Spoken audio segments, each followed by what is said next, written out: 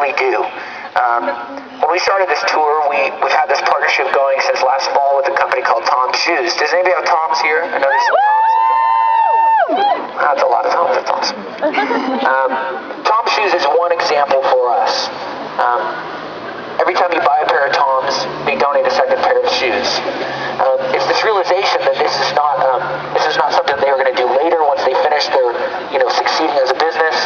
They said, you know what, we're going to start a company and we're going to give back with every time that we sell a pair of shoes. That's really what we're talking about with these walks. Everybody walks. Everybody has their walk of life. Everybody has a journey that they take throughout their life, jobs they take, people that they influence, things that they do, dreams that they have.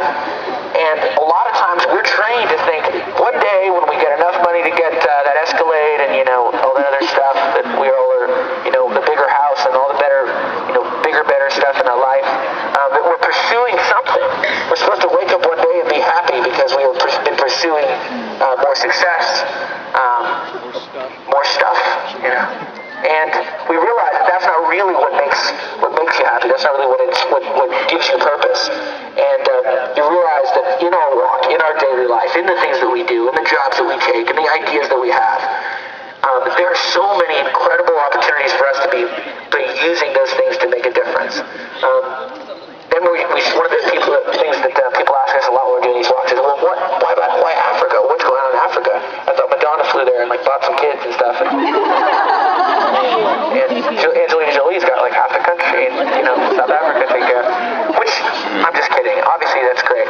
But we feel like things come in vogue, things come into fashion. Gap does a line of clothes, and all of a sudden, it's taken care of. But let me tell you something. Most of us are a part of a generation that is completely underestimated. We're also part of a generation that has a few huge challenges that history will judge us by. And one of those is what's going on in Africa with AIDS, especially how it's affecting the next generation.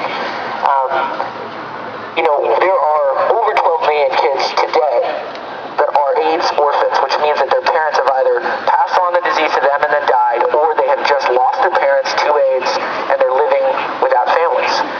And if you could just imagine the scale of 12 million kids, and now that's only progressed, and over the next couple of years, every year is becoming incrementally worse. By 2010, it's projected to be 25 million AIDS orphans. Now think about the idea of being a 9-year-old kid and raising a 5-year-old brother or sister in a shack with no power, with no access to education, and you're thinking to yourself, what do I do? How can I live tomorrow? So this isn't about guilt. This is not about how we all need to go become bleeding hearts and go try and quit our jobs and become humanitarians. It's about how the fact that you guys are already the best resource you could ever possibly want.